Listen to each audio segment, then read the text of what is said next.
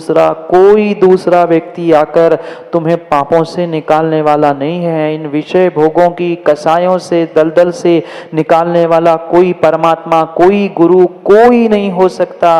अगर निकलने की आप में हिम्मत है, आप सोच लो तो पंचम काल में भी आप इन पापों की, विषय कसायों की दलदल से निकल सकते हो। पर क्या करें, हमने अपने आप को, अपने शरीर को, अपने मन को ऐसा आदतन बना के रखा है, व्यक्ति उठ भी जाए तो भी यही सोचता है अभी तो घड़ी का अलार्म नहीं बजा, अभी तो मोबाइल का अलार्म नहीं बजा, अभी 5 मिनट और सोते। पूछो ना अपने आप से, ऐसा नहीं होता? नींद भी 10 मिनट खुल जाए, यही लगता है अभी तो 10 मिनट है, अभी अलार्म थोड़ी न बजा है, 10 मिनट बाद उठेंगे, और पता चला अलार्म बजा ही नहीं उस दिन, हो गया काम। ये हम इस कदर अपने जीवन को आदतों में उलझा चुके हैं कि एक मशीन है वो भी कभी कभार सही काम बिना किसी सहयोग से कर ले। पर हमें ऐसी आदतें पड़ चुकी है, पाप करने की ऐसी लत पड़ चुकी है कि हम उन पापों से, उन आदतों से उभरने का पुरुषार्थ ही नहीं कर पा रहे। पुनः ध्यान रखना, कोई दूसरा तुम्हें सहयोग करने आने वाला नहीं है। अच्छे दिनों में तालियां बजाने वाला, बुरे दिनों में वह टॉन्ट कसने वाला तो हर स्थान में मिल सकता है। पर ज्ञानियों ध्यान रखना, पुण्य पाप में भागीदारी करने वाला कोई नहीं है। पुण्य में तो फिर भी हिस्सेदारी प्राप्त करने वाला मिल जाएगा। तुम्हारे घर की धन दौलत प्रॉपर्टी में भी विश्वास मानना, 50% की हिस्सेदारी के लिए तैयार हो जाएंगे, है कि नहीं तैयार? 50% के लिए, इसमें तो 50 का महाराज 100 भी मिल जाए तो भागीदारी है। पर पाप कमाते ये कहाँ जाएंगे? पाप कमा के कहाँ जाओगे? गिरीश भाई बोलो ना, कहाँ जाओगे पाप कमा के? नहीं जानते क्या नरक जाना है? जानते हैं नीरज जी, पाप से नरक जाना पड़ता है। फिर नरक जाएंगे माताओं, आप भी उनके साथ जाओगे ना नरक? 7 फेरे लिए थे आपने, नियम लिया था 7 जन्मों तक साथ देंगे, जहां आप जाओगे, जैसे जाओगे वहां रहोगे, अब जाओ ना नरक। सुन लो वैभव भाई, सब ऐसे कर रहे हैं। हम नरक नहीं जाएंगे। जिनके लिए पाप कर रहे हो ना, जिनके लिए सुबह शाम दिन रात पैसा धन घर मकान ये व्यवस्था इनके पीछे जो पाप कमा रहे हो, पुरुषों ध्यान रखो, सबके सामने उन्होंने कह दिया पूनम भाई हम नरक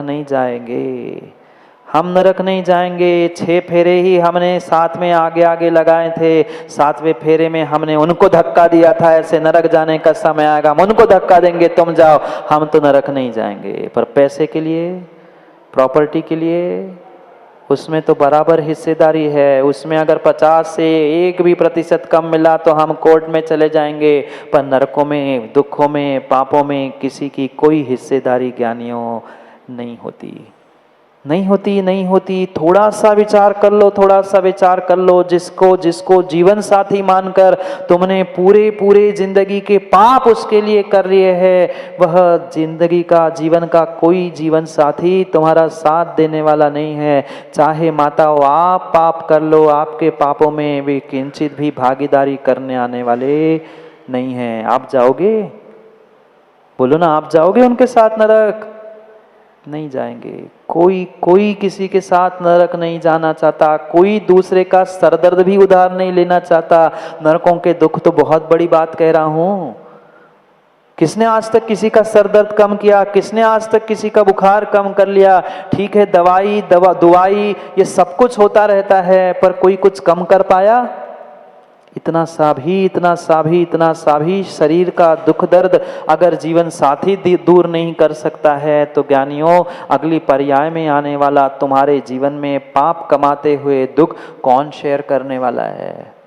कौन बांटने आने वाला है? कोई बांटने आने वाला है ही नहीं है। ये पक्का पक्का पक्का निर्णय आज ही कर लो, आज ही कर लो। तुम जिनके लिए सुबह से शाम तक झूठ बोलकर मायाचारी कर कर माँ पैसे कमा रहे हो, वह संतान भी, वह जीवन साथी भी साथ देने आने वाला नहीं है।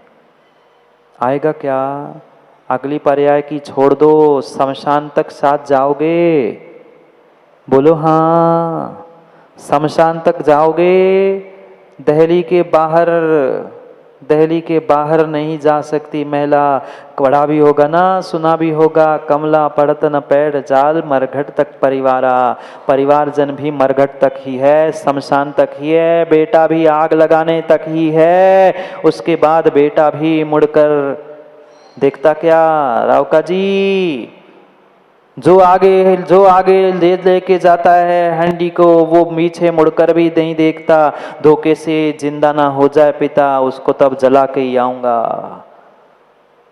सत्यता यही है, सत्यता यही है। फिर भी मरे जा रहे हैं, फिर भी मरे जा रहे हैं। उनके लिए कमा लूं, उनके लिए जोड़ लूं, उनके लिए ये कर लूं, कोई साथ देने वाला नहीं है। आप जैसा करोगे, आप जैसा करोगे, वैसा वैसा ही आपको भोगना पड़ेगा। ये पक्का मानना। टिकट आपकी, टिकट आपकी, टिकट आपकी बन रही है नरकों की। मैं डरा नहीं रहा हूं, मैं धमका भी नहीं रहा हूं, मैं मात्र सत्य को आपको बताना चाहता हूं, सत्य को आपको बताना चाहता हूं। जो भूल अनादि से करते आए हो ना, उस भूल को सुधार लो। मात्र और मात्र पुण्य की इच्छा करने से, मात्र और मात्र स्वर्ग की इच्छा करने से, मात्र मोक्ष की इच्छा करने से कभी मोक्ष, स्वर्ग और पुण्य प्राप्त होने वाला है ही नहीं। हमें वैसा पुरुषार्थ भी तो करना होगा। थाली सामने रखी है और कहते रहना कि पेट भर जाए, मेरी इच्छा पेट भरने की है, मेरी इच्छा पेट भरने की है। पेट भरेगा?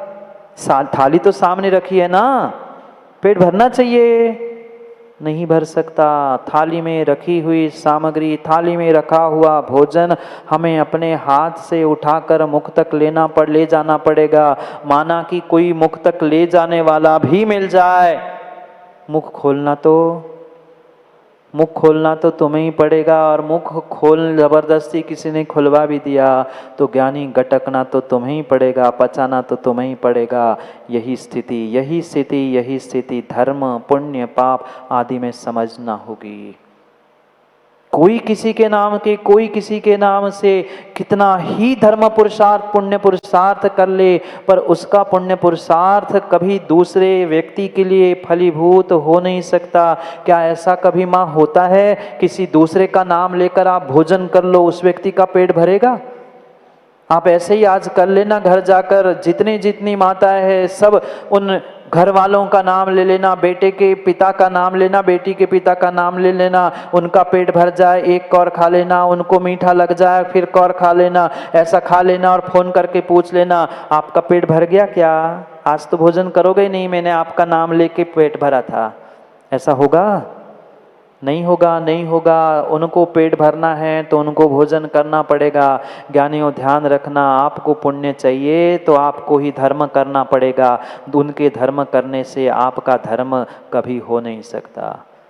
क्योंकि बहुत सारे लोग कहते हैं महाराज जी वो तो धर्म पत्नी है, धर्म पति तो होता ही नहीं है, तो धर्म पत्नी करे और हम तो पति मात्र काम कर ले।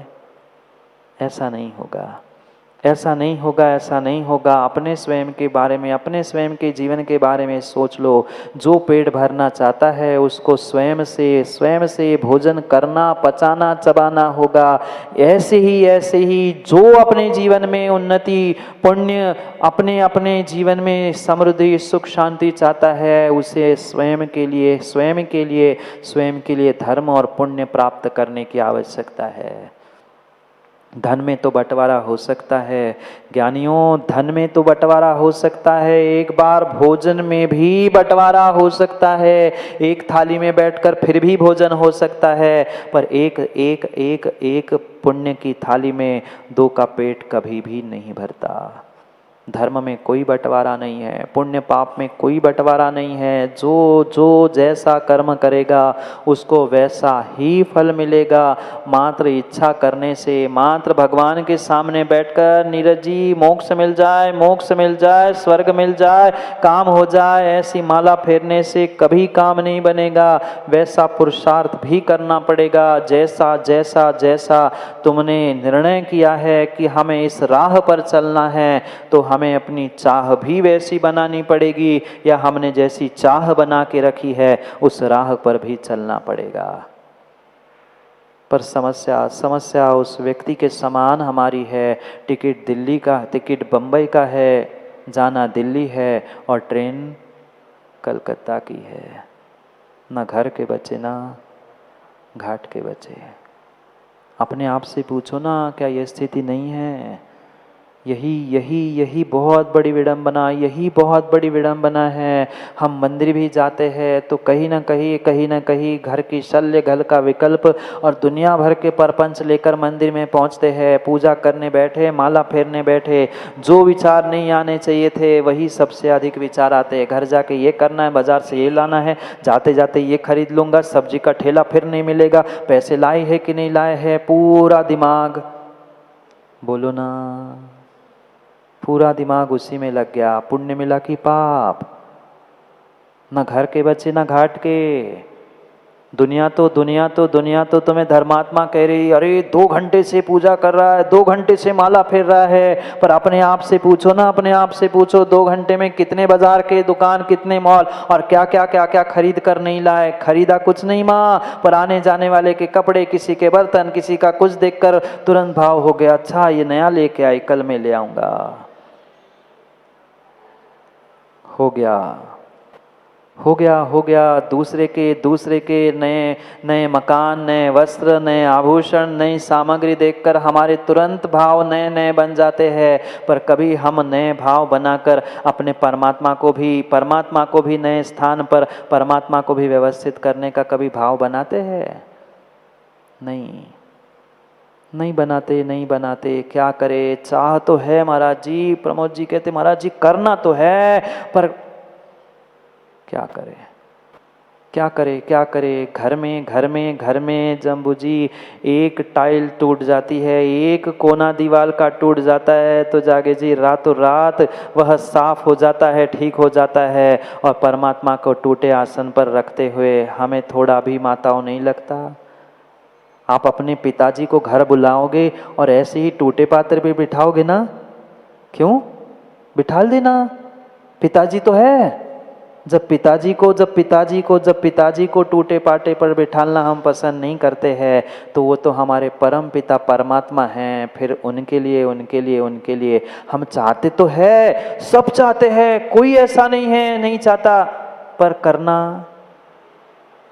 करना भी नहीं चाहते। चाह तो है, पर चाह जैसी है वैसी राह भी तो पकड़ो।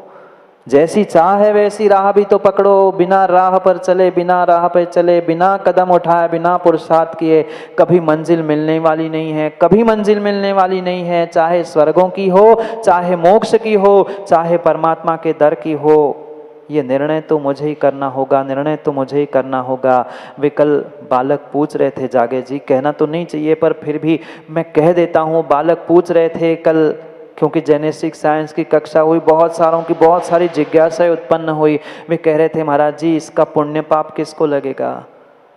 मैंने कहा किसी 1 2 4 को नहीं, जो वहाँ नमस्कार कर रहा है उन सबको कहीं न कहीं कृतकारित अनुमोदना से दोष अवश्य ही लगेगा। उसका फल कहीं न कहीं अंतरंग में हर व्यक्ति, हर परिवार, हर समाज भोग रही है। नहीं है तो घर जाके अनुभव करके देख लेना। क्या करे? राह तो हम चाहते हैं, चाह तो हमारी यही है कि अच्छा हो जाए, पर समस्या ये है कि गले में घंटी बांधेगा कौन राव का जी? सही है ना? गले में घंटी कौन बांधेगा? समस्या ये है। हम चाहते तो है कि आए बिल्ली तो आवाज हो जाए, उसके गले में घंटी बन जाए, पर बांधेगा कौन? जो बांधेगा वो पकड़ा जाएगा। सो चाहते तो राह तो हम चाहते हैं, सबकी चाह है। किस किस की चाह नहीं है माँ? किस किस की चाह नहीं है? पर राह कितना चलना चाहते हैं? राह कौन चलना चाहता है? कोई नहीं। कोई नहीं, कोई नहीं।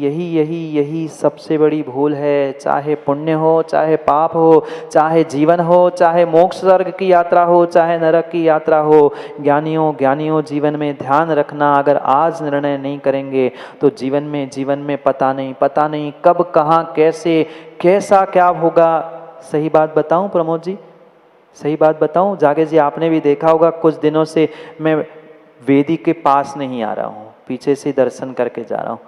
क्या करूँ, जब मैं भगवान के पास पहुँचता हूँ तो भगवान तो मुझे तो यही कहते, पता नहीं आप लोगों को कह पाते हैं नहीं कह पाते हैं, पर हमसे तो वैभव भाई बार बार जैसे मैं पास पहुँचता हूँ भगवान यही कहते हैं, बेटा कोई सुने ना सुने, कम से कम तुम ही सुन लो, इस कीचड़ से और इस टूटी फूटी अवस्था से मुझे निकाल लो। सबने तो अपने महल बना ली, अटारियाँ बना ली, अब कम तुम ही सोच लो, सुन लो। और शायद मुझे तो जागे जी ऐसा लगता है, इसीलिए वो चमत्कारी पारसनाथ भगवान ने हमें रोक लिया होगा कि लखनऊ की दूसरी गलियों में जाने से, कि कुछ ऐसा ही निमित्त 2024 का होगा कि मान जाए, क्योंकि भगवान की बात तो मान नहीं रहे, कम से कम गुरु की बात मान जाए तो कुछ काम बन जाए। इसलिए बार बार वो परमात्मा पुकारते हैं। इसलिए मैं सोचता हूँ दूर से निकल जाऊं, अब माने तब ना।